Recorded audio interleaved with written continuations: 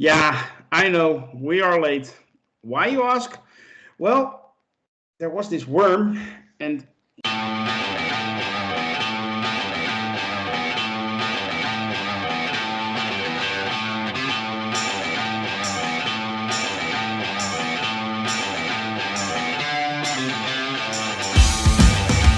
this is the review of Champions, and I'm your host, Grandmaster. And with me is a powerful panel made up of the finest champion Sakar has to offer.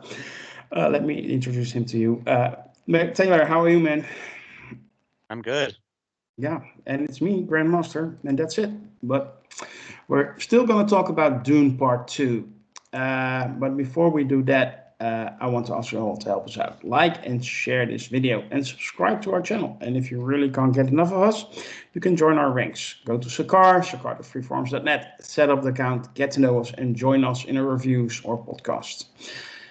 Consider this your final warning. After this point, the spoilers are incoming. So if you haven't seen the movie yet, do that first and then check out our review. Well, Taylor and I are going to do 3 rounds. First, our quick thoughts. Then we're going to take a deeper dive into our likes and dislikes for the movie. And we will end up with a rating. And yeah, well, if there's any afterthought that comes up, we will drop it as well. So let's begin. Taylor, I don't know about you. For me, it's been 2 months or so since I've seen Dune Part 2. Can I have your quick thoughts on this movie? I saw it on opening weekend, whenever that was. I don't remember exactly either. But overall, I love it. It's a spectacular movie. We'll get into the details, but I mean, overall, just masterclass of actual filmmaking. Overall, it's spectacular. Yeah, I totally agree. I think it's one of the best, if not the best sci-fi movie I've seen in a long time. Maybe even since Blade Runner 2049, even maybe even better than that. I absolutely loved the movie. There are 1 or 2 things I question, but those are so minute that I cannot fault the movie at all. I thought it was excellent, and this was cinema, in my view, and I think that says it all. It's been a while since I was so overwhelmed by a movie in the theater as I was by Dune Part 2. I think if I think back, Infinity War was the last time I was so overwhelmed, and that was more story related than actually, or event related than it was actually the movie itself. But anyway, Taylor, was there anything you didn't like about this movie? There was, but let me just quickly review the stuff I did like first. Because I like. I say I'll do it quickly, but the cast is great. The acting was all very, very good. I love the story itself. Of course, you have to take both movies together. The whole story was great. The sound, and by sound I mean the actual sound design, that you could hear every step in the sand. You know, you could hear every detail. And then the music was also spectacular. The special effects, the visuals, the design of the technology, and the expansiveness of the world, all of it was just really incredible.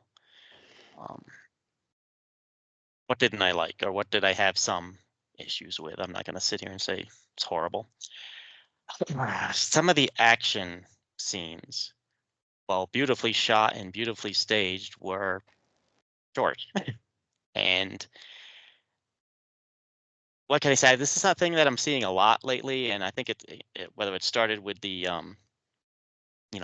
stormtroopers in Star Wars, the bad guys seem so incompetent. They can't fight at all. So like in that early action scene where they were attacking that big thing, harvesting the spice, they just ran at those Harkonnens, and those Harkonnens just swung their sword and died. swung their sword, missed, and died. Swung their sword, missed, and died. Okay, and then the the helicopter killed a few of the Fremen with the door gun, and then they shot that down. So I mean, not all horrible. I mean, there was some threat there at least. But my main problem is the final battle, the huge, massive battle for the entire future of the galaxy. It was spectacular. They came in on the worms, came out of the sand. The sound was shaking, literally shaking. I wasn't in one of those theaters where the seats shake, but my seat was shaking anyway from the sound. It was spectacular. I'm like, oh my God, we are going to see a scene that's going to blow me away. And what happened? They came out of the sand. The Imperial troops ran away a little bit, makes sense. I'm like, okay, it's going to happen now. And then there's a dozen helicopters start flying in. I'm like, oh my God, we're going to see missiles hitting sandworms. We're going to see a sandworm swallow a helicopter. We're going to see Fremen getting blasted off of the sandworms. And then all of a sudden it goes from a dozen helicopters to there's 3 helicopters. And one of them gets shot down and the other 2 fly into the sandstorm and disappear. We never see them again. Wait, what happened there? Okay, whatever. Move on. Get on to the next part. Okay, the next part. The Imperial troops have regrouped. The Fremen have somehow, I don't know how they do it, but they got off the worms. and they're charging at each other. I'm like, holy crap, this is going to be Braveheart. We're going to see them hacking each other to pieces. We're going to see they've got that technology where they fly. We're going to see the Imperial troops flying and diving down on the Fremen, and we're going to see mass casualties on both sides, like happens in real battles like this. And what do we see? A few seconds of Fremen, again, hacking their way through the stormtroopers. That's what I'm calling them. And then it cuts to inside, to the Emperor. And it stays there.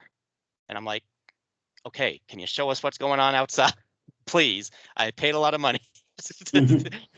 Literally, every action scene, every part of that big battle scene is in the trailer. Every second of that big battle scene outside is in the trailer. There's nothing else added. Okay.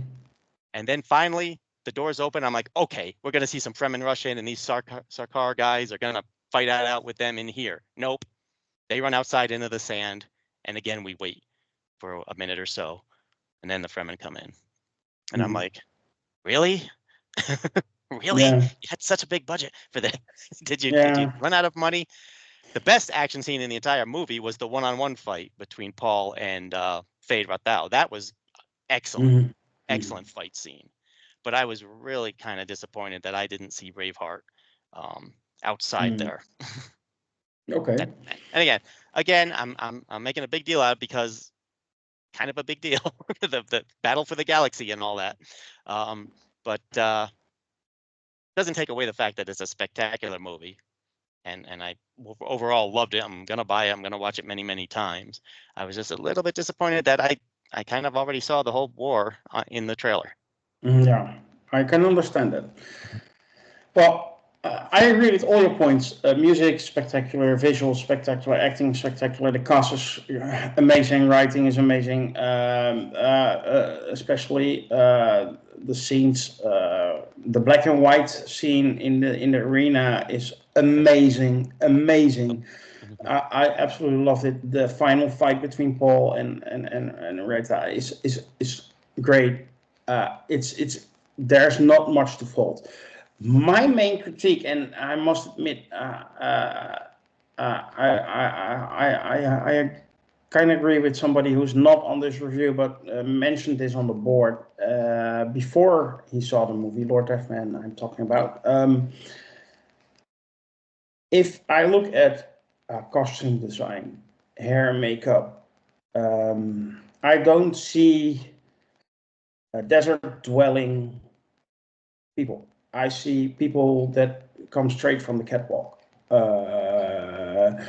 It's a little bit too slick for my taste. If you sleep in the desert, if you are guerrilla warfare in the desert, you don't look this clean. You don't look. Your hair is not this nice. It felt a bit fake to me. A little bit too fake for me, and that's a minor detail. and it's not really important because, but if you want to sell the movie from a realistic standpoint, as far as you can do that in sci-fi, I know we're on a non-existing planet and stuff like that, but if you're a guerrilla fighter in the desert, you don't look like you just walked a fashion show in Paris. And that's my critique of this whole movie. It's a little bit too slick for me, but that doesn't take away that I absolutely loved this movie from start to finish. And yes, it comes from part one, which I also loved, but part two is so much better. And I want to give a special shout out to Hans Zimmer, the composer of the score. He absolutely peaked, and he is already an amazing composer. But what he did for this movie was so good. I was totally blown away by the score. I just wanted to mention that by name.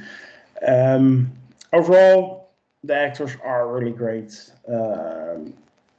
I think Timothée Chalamet made that scene where he walks into that room full of Fremen, and you can see the change after he drank the worm piss. Then you get to see that he's actually not the good guy in this movie, because that's the switch they make. He's put in the movie like he's the good guy, and then all of a sudden he makes that change after he drinks the blue stuff, and then you see him for what he really is, and then that is such a powerful scene, and the way he acts and the way he changes and is so believable, and that's so great, and I absolutely love that scene. It was amazing, and yeah, his betrayal of his girlfriend, I forgot her name, but that Connie. yeah, that was heartbreaking to see. Hmm. And very well acted also by Zendaya. So I absolutely love the dynamic between those two. You can totally tell they're real life friends, and it was excellent. So overall, I absolutely have almost no critique on this movie. It's just that it's a little bit too slick for my taste. If you look at what they are supposed to be, that's it. Yeah, I So agree. The living in the desert is really, really rough on a planet that has zero water. yeah. Yeah, they would look a little bit rougher, but I can look past that. But I also agree with you completely about the acting, all of it. Like the scene you just mentioned when he announces that he'll marry the princess. Zendaya acted that scene really, really well. You could see her shock and her pain, but of course the position that she's in and the type of the type of warrior she is and everything, she had to contain herself. She couldn't couldn't do anything. He's the whatever Skitsak Satarak or whatever. She couldn't question him at that point in front of the emperor and everything. But I thought she Hmm. played it really, really well. How horrible and devastating it was to her. Yeah. And I think um oh, what's her name? Q, who played the princess. Florence Pugh, yeah. Florence Pugh. I couldn't remember her first name. She did a really good job too. And I hope we'll see more of her a lot in the third movie. I haven't read the book, so I'm not sure how much her character's in the rest of it, but she did really good. I think all the acting was really good. Um, uh, the guy that played Stilgar, and I know I should know his name too, but it's Javier slipping my mind. Bardem. Javier Bardem. Javier Bardem. He's always good, and he was excellent in this. Yeah. What a he played a great character. He was the the religious side of the Fremen who believed in the prophecy. So Hmm. complete, very very opposite of Zendaya's character, even though they're Hmm. both Fremen. But he did such a great job of that unwavering faith. No matter what happened, his faith was not shaken in any way, shape, or form. He just went with it, and Hmm. he did such a great job. And again, all the acting was really just top notch. Yeah. If I'm old enough to give some advice, to young people. Find yourself someone who looks at you like Stilgar looks at Lisa in Al Ghaib. Right, I mean, exactly. it's that's love, man. That's love.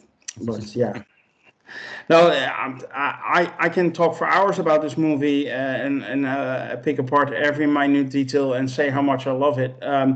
I, one particular action scene which I really like is the first time Paul climbs on the sandworm and rides it, where they all watch him basically being set up to fail, and then he succeeds. Yeah, So yeah, and it was that incredible. I have no idea how they shot that. It was gorgeous. yeah, it's absolutely gorgeous, and um, there's so many great moments walking on sand, sand walking. I mean, Yes. yeah, it's all coming back to me now. And uh, Paul's mother was Mhm. spectacular as well. And of Rebecca course, she Ferguson, yeah. contributes. Rebecca Ferguson. She contributes a lot to, of course, to the whole world building, the universe building, I should say, with the Bene Gesserits and Hmm. all of that lore. And she played a big part in that. And of course, she played a big part. You know, she was kind of pulling the strings, which is what the Bene Gesserits.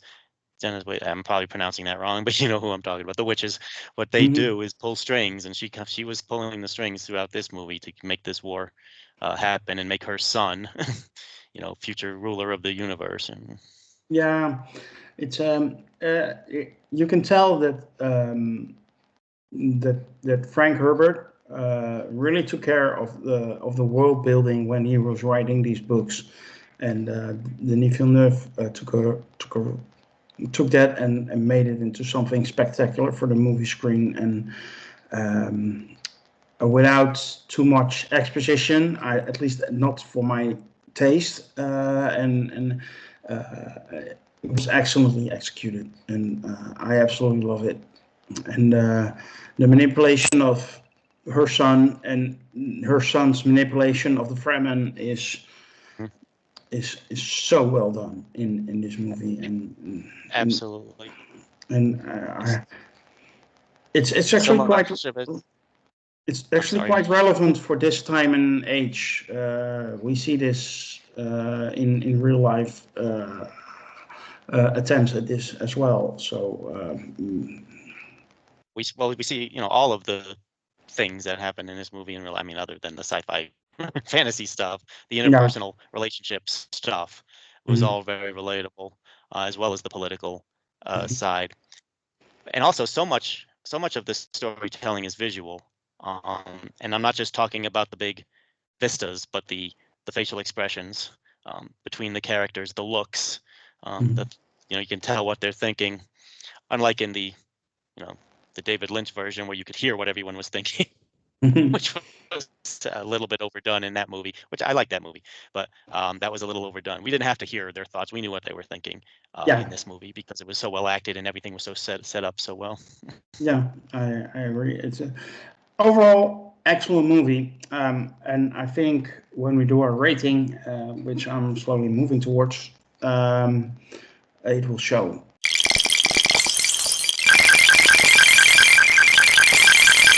So, Taylor, let's have your number for Dune Part II. 9 out of 10. 9 out of 10. Yeah, I'm going Yep, even bigger. absolutely. Uh, I'm not gonna let some slickness take it away. It's a 9.5 out of 10 for me, and I absolutely think this is one of the best movies in the recent years, and Yes. it shows that cinema still exists. And that it can look spectacular as well and be spectacular as well, but it doesn't need. I think I, when I think of Dune Part Two, I'm thinking like Ben Hur, like big action scenes, major blockbuster movie, stuff like that, and that still exists, and I'm so happy about it. So 9.5 out of 10 for me in this movie. Taylor, do you want to add anything to this review? No, I mean I agree. This is a big sweeping spectacle, epic, whatever the word is for it, like a Ben-Hur, like a Lawrence of Arabia, like a Hmm. Ten Commandments. It's just Like Star that Wars. scale, like Star Wars. It's just that scale, and so well executed. Yeah, absolutely. So, oh, then I have a question for you. In a decade or so, how if part three is going to get made, probably Dune Messiah, how will we look at this trilogy? Is it going to be up there with Lord of the Rings, with Star Wars? What do you think? If if the third movie is as good as the first two, Yeah. I'm not even asking it to be better. If it's as good as the first two, then this trilogy is definitely in the conversation when you talk about best trilogies ever. It's going to be right up there with Lord of the Rings, Star Wars, etc. Mhm. Yeah, I also have that feeling, and I hope it gets made, and it's gonna be as good as the first two, because that would be amazing, and I'm really rooting for that. So don't let me down, Denis Villeneuve, but he never done so before. So uh, I think he's the best working director at the moment, bigger than Christopher Nolan. Well, you won't get any argument from me. I have some issues with Christopher Nolan. I don't hate all of his stuff. I like some of his stuff, but I don't like all of it. Let's just put it that way. Yeah, exactly. But Denis Villeneuve is, for me, the very, very, very top in directing at the moment. So, but anyway, we should have a podcast on Denis Villeneuve and his work. But anyway, this will conclude our review of Champions for Dune Part 2. We hope you have enjoyed our discussion today. If you did, you can help us out. Like and share this review and subscribe to our YouTube channel. And if you really want more of us, you can join our forum at sakar.freeforums.net. We would love it if you do that. Be on the lookout for our next movie review, which is probably going to be Deadpool and Wolverine. And at some point, we will be dropping a new podcast as well. Be sure to check out our Star Trek project on the channel. We are 5 episodes in, and it's quite fascinating. For now, I want to thank you all also on behalf of Taylor, and wish you to be safe and be well. Bye.